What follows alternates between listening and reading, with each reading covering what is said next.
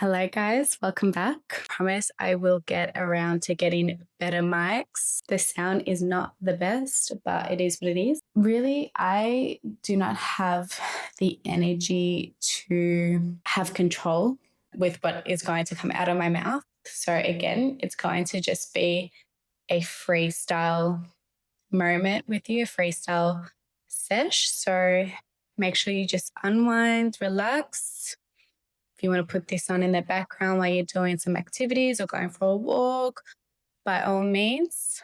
But we're just going to have a chill sesh today. I'm not going to lie to you guys. I have been feeling incredibly depleted, incredibly drained the last couple of days, but especially today. It was not in. I struggled to go to sleep last night. I had a lot of anxiety. I had a lot of old limiting beliefs creep up on me and chokehold me. And I struggled to sleep last night. I'm still feeling it today. I'm feeling anxious. I'm feeling scattered. And usually in the past, how I would handle these certain days, because life ebbs and flows. There's always going to be highs and there's always going to be lows. It's expected. I don't expect to be on a high trajectory every single day. These days, when they come, I am conscious of them. I am aware that they too have their days. They too have the right to come up. In the past, I would usually deal with these days that I feel incredibly anxious, incredibly lost in just limiting self-beliefs and my ego taking a hold of me. I would usually deal with them by finding any way to distract myself, whether that is going to go see family or friends and completely hiding from whatever is making me feel this way. I would get stuck into work and I would completely burn myself out from my creative output. When I decide to work on a project and distract myself from the way that I'm feeling and how my nervous system is completely mangled and disheveled, by me working on a project, I'm essentially just completely burning out my tires, like completely just running off fume. I'm using the little energy that I have to put out more stuff. And I reckon 90% of the time, whatever I am working on, whether that is a crochet piece, whether that is painting, whatever creative project I'm working on, I don't like the outcome. I will completely scrap the work that I had done in that time. And what happens there? It leads me, it just further debilitates me. And yeah, usually in the feeling that I'm currently feeling now, I would do anything and everything to run away, distract myself. That could honestly go on for days. And then I would pop out when I'm feeling good, put all this work in, show out, do well, and then go back into that state. And honestly, that cycle just got extremely tiring. And especially mixing that with my period, with my luteal phase, it was a once a month occurrence. Sorry, I've been needing to find the right lighting because the sun's going down. The way that I now handle my ego looks a lot different to how I used to. And I have noticed a lot of changes in the way that I get out of it a lot quicker, and it is a smoother process. It really does come down to just sitting with the discomfort and being conscious that it is one of those days, and rather than running away from it and distracting myself, being super conscious that it is here. The voices are louder than usual, the feelings are more potent, and that it is okay, and to be the observer of it, and just knowing that the only way out is in. And by that, I mean just feeling it, like being hyper conscious of your emotions and not judging it, not coming from a place of judgment or criticism or kicking yourself or feeling that way, and giving yourself time to rest. I have never been one to schedule in rest. I maybe Sundays I would just take it a little bit more easy, but I've mentioned this before, but I am a Capricorn through and through. I have a lot of earth sign and fire sign in my chart. And I get rigid. I get very much on the to-do list, and not necessarily that I always tick off my to-do list, but I'm always keeping myself busy. And I just really didn't understand what that meant to rest. I didn't understand what that meant. Like, you can rest at night type of thing. But no, especially if you are an artist, if you are a creative, you need time to just actually be strict on yourself. Like the opposite, be strict on, usually we're so strict on output. Usually we're so strict on putting the work out and getting it done and putting content out, this, that, the third. You also got to be just as firm with your breaks. And I know for most of us, it is so hard to just take that seriously. But the moment that you actually prioritize having, for example, you choose a day that you have off or a Sunday and you literally do nothing, or you do something that just relaxes you, whether that's going to get a massage, whether that is just sleeping on your couch, whether it is just walking around and listening to music, going on a little adventure with your friends and family, something, just something that has nothing to do with your work, that has nothing to do with you thinking about your work, and that just actually calms your nervous system. Otherwise, if you don't schedule in rest time, your body will do that for you. Your nervous system will find time to do that for you, and usually in a way that is not really ideal. You probably got a busy week. You probably have all these plans to finish these projects, do all these outputs, and next minute, you've got a cold. Next minute, you've dislocated a shoulder.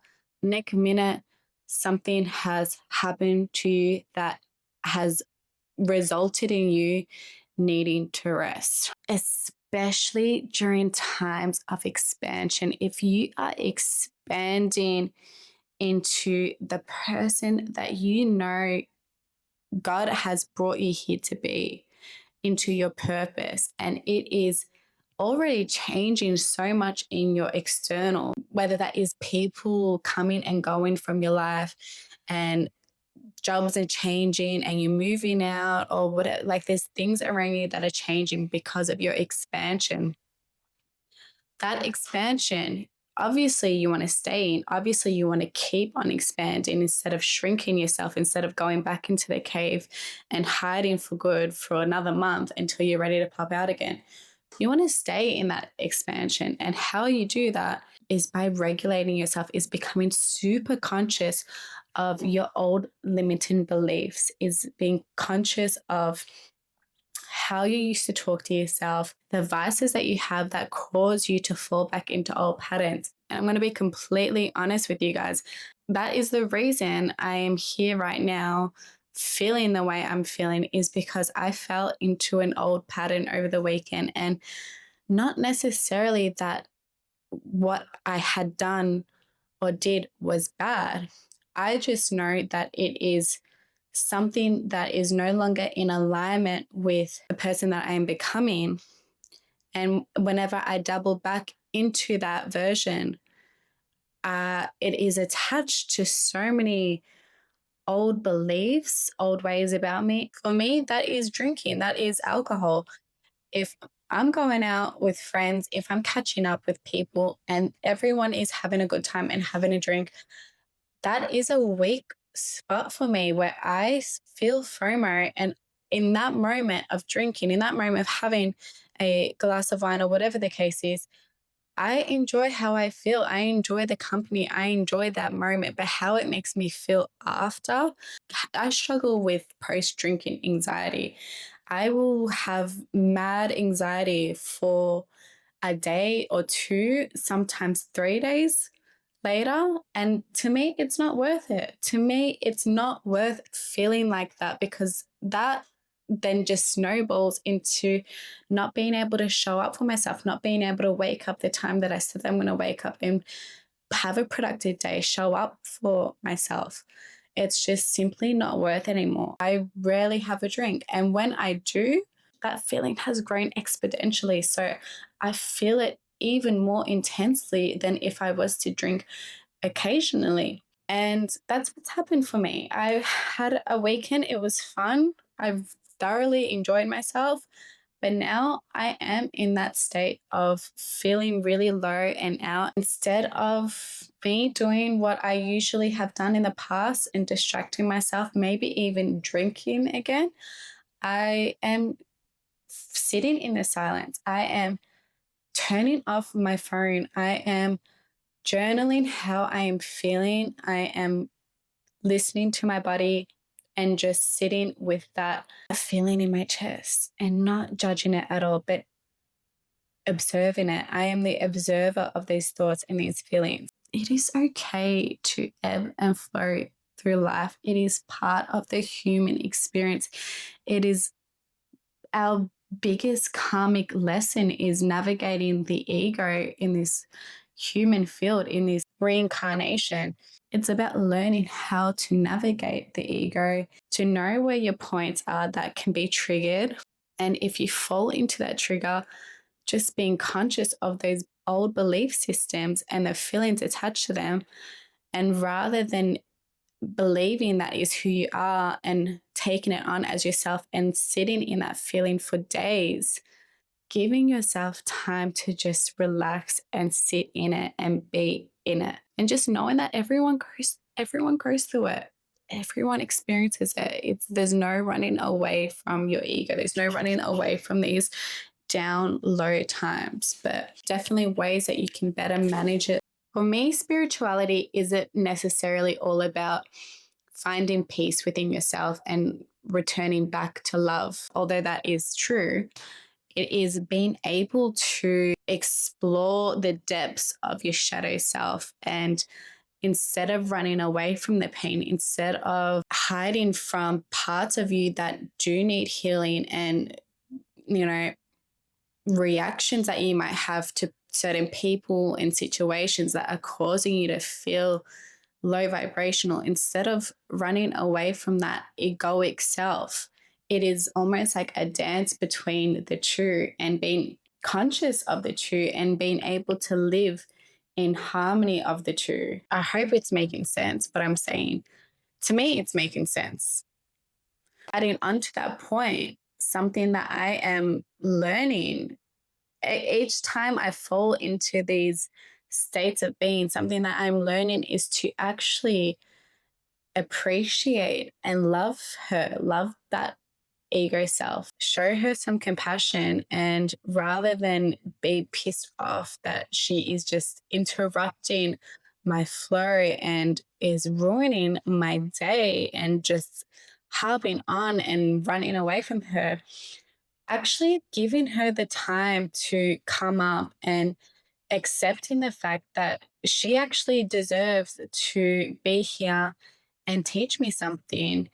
And thank you for allowing me to rest. Thank you for giving me this time of just solitude. And although it is uncomfortable, although I am still itching to run away and to distract myself at this point, that observation is teaching me so much. Although there is beauty in unpacking parts of you that will eventually expand you into new levels, into higher consciousness, I don't want to deny how intense it can be and how exhausting it can be and how mentally taxing it can be. The message here really is, the more that you can just sit with yourself and give yourself space.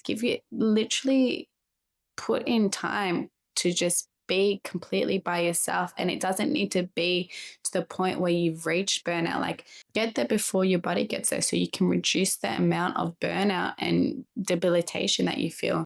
This is really what embodying God consciousness is. This is the ways that Jesus Christ was really teaching us to be. It wasn't to praise him. It was him teaching us that even in dark times, even in times of despair and just, for the lack of better words, a shit show, God lives in you, and you have that same power in you to transmute that energy and to show up and to continue on your journey.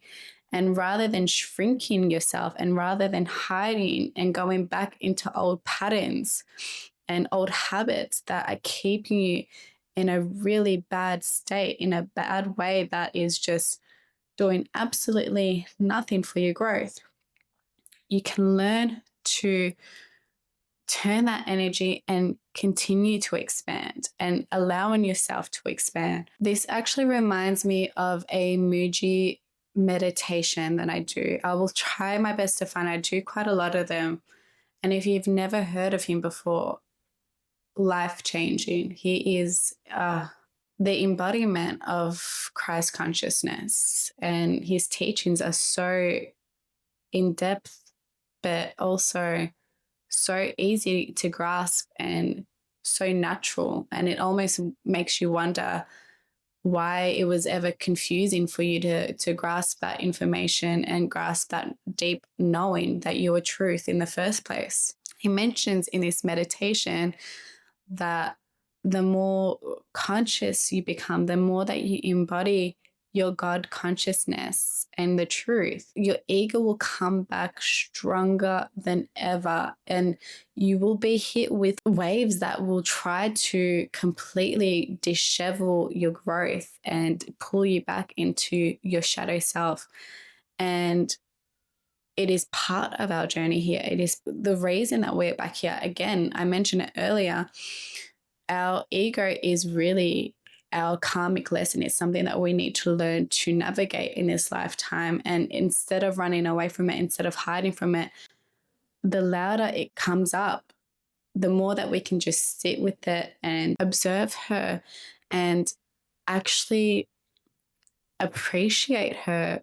The irony in all of that is you just grow and expand further and you realize that they're not true. The voice is not true. The self-doubt, it's not true. It's all just a way to keep you in safety. Your ego likes to keep you safe. Your ego wants you to stay in a safe spot. That the ego's job is to keep you safe. Okay, I think that is it for me tonight. If you've stayed for this whole video, you're a real one. I appreciate you, and I hope that you wake up tomorrow just charged up and just full divine energy tomorrow. Make sure to show some love, like, subscribe, check out my Instagram. I do a bit of art, a bit of crochet, a bit of talking like this, and yeah, love you.